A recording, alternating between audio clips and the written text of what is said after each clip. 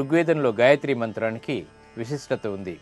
ఈ గాయత్రి మంత్రం యొక్క ఉపాసన తేజస్సుని, శక్తిని కలిగిస్తుంది.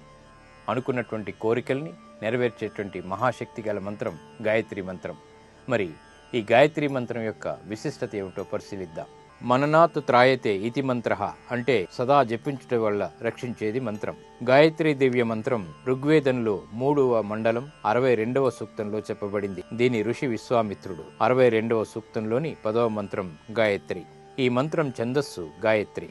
సర్వదేవాత్మకుడు, సర్వశక్తిమంతుడు, సర్వదర్పకుడు, తేజోమయుడు అయినటువంటి సర్వాత్మ దర్శనకారకమైనటువంటి సర్వాత్మక ప్రతిపాదిత గాయత్రి మంత్రోపాసన చాలా ప్రకాశవంతమైనది. గాయత్రి ప్రణవాది 7 శిరస్సులతో ఉండి సర్వవేద సారమని చెప్పబడుతున్నది.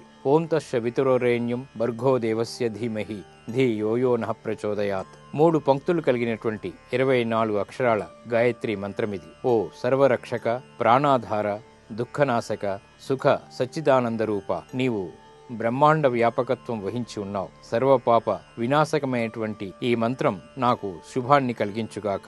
నీవు మా బుద్ధి కర్మలకు మంచి ప్రేరణ కలిగించి ఉత్తమమైనటువంటి మార్గమును నడిపించదువుగాక. ఇది గాయత్రి మంత్రార్థం. దీని యొక్క విశిష్టత. గాయత్రి మంత్ర సాధన వల్ల సకల శుభాలు చేకూరటమే కాకుండా మంచి తేజస్సు, జ్ఞానం పొందగలుగుతాం.